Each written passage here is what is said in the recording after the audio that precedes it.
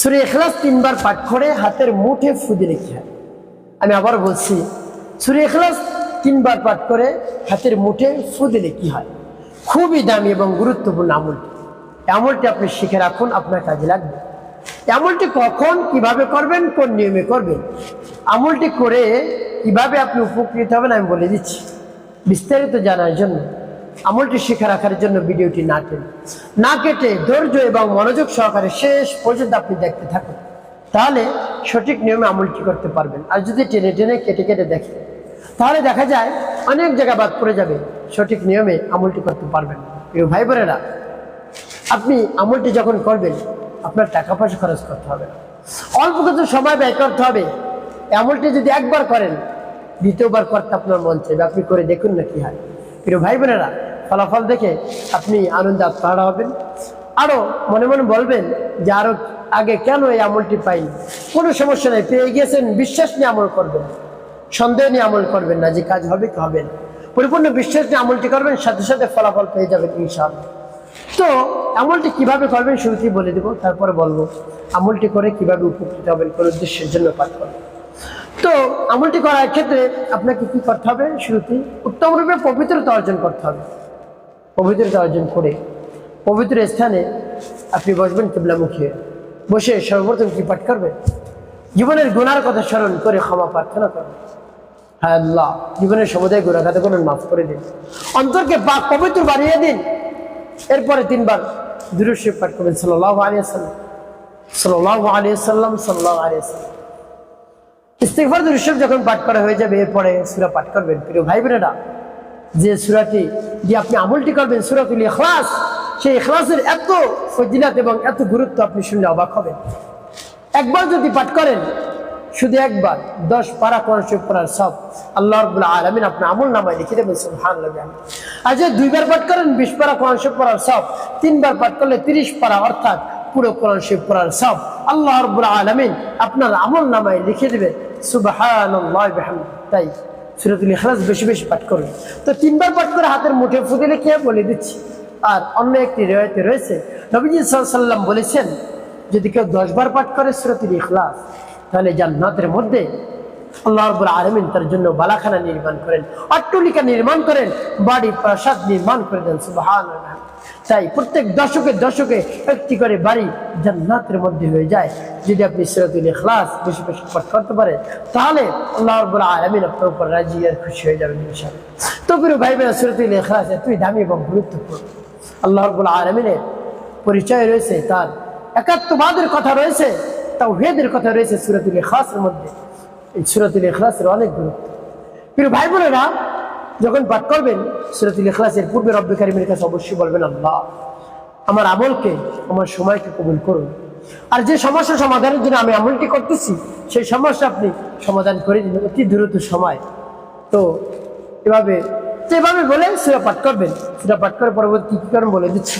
আর আমার দেখার নিয়ম যে আপনি সূরাটি শিখে রাখুন, একেবারে সহিশুদ্ধ করে সূরাতুল ইখলাস পাঠ করবেন। বিসমিল্লাহির রাহমানির রাহিম। কুল হুয়াল্লাহু আহাদ, আল্লাহুস সামাদ, লাম ইয়ালিদ ওয়া লাম ইউলাদ ওয়া লাম ইয়াকুল লাহু কুফুয়ান আহাদ। এবার যখন পাঠ করে যাও হাতে মুঠে দিব, তারপর আপনি আবার পাঠ করবেন। বিসমিল্লাহির রাহমানির রাহিম। কুল হুয়াল্লাহু আহাদ, আল্লাহুস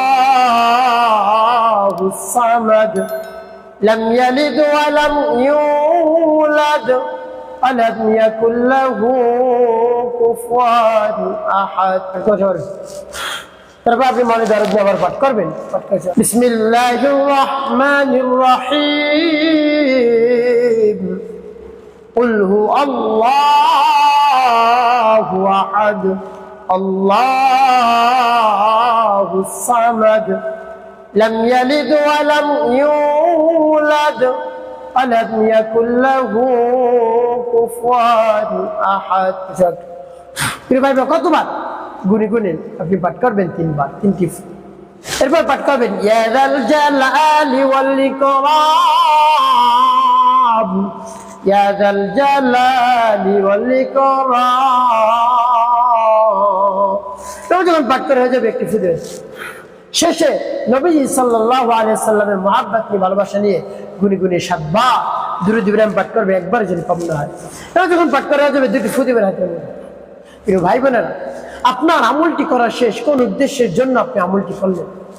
আপনার ভালোবাসার মানুষ যদি চলে গিয়ে থাকে, কোনোভাবে আসছে না, দীর্ঘদিন হয়ে গেছে চলে গিয়েছে, আপনি দুশ্চিন্তার মধ্যে পড়ে গিয়েছেন, খাওয়া ঘুম গোসল সব বন্ধ হয়ে গিয়েছে, কোনো কাজও আপনি করতে পারছেন না ভালোবাসার মানুষের কারণে, ভালোবাসার মানুষ চলে যাওয়ার কারণে ভালোবাসায় আপনি বেকুল হয়ে পড়েছেন। এভাবে যদি স্বামী স্ত্রীর মধ্যে হতে পারে, মনোমালিন্য হওয়ার কারণে দুইজন দুই দিকে চলে গিয়েছে, স্ত্রী বাবার বাড়ি চলে গিয়েছে, স্বামী বাসার থেকে বের হয়ে রাগ করে চলে গিয়েছে, কোথায় কোনো খবর নেই। সেভাবে যদি স্বামী স্ত্রীর মধ্যে দ্বন্দ্ব মনোমালিন্য লেগে থাকে, তাহলে একটা কাজ করবেন, আপনি এই আমলটি করবেন। আমলটি করে যখন দেখবেন স্বামী স্ত্রীর মধ্যে মিল মহাব্বত সৃষ্টি হয়েছে, এই সময় আপনাকে একটি কাজ করতে হবে। সেই কাজটি করলে আর জীবনে কখনো মনোমালিন্য হবে না, ঝগড়া যেতে লাগবে না।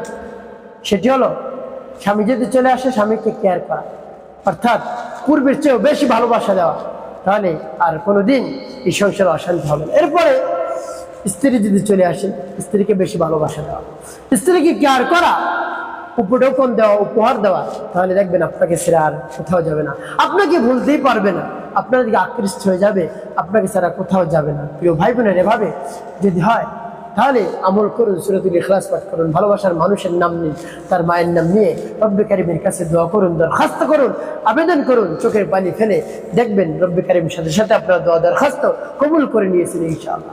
একটি কাজ আপনাকে করতে হবে, 5 ওয়াক্ত নামাজ আদায় করতে হবে, মানুষের কল্যাণে খেদমত কাজ করবে, অবশ্যই আপনার জীবন সুখময় হবে, পূর্ণ হবে ইনশাআল্লাহ।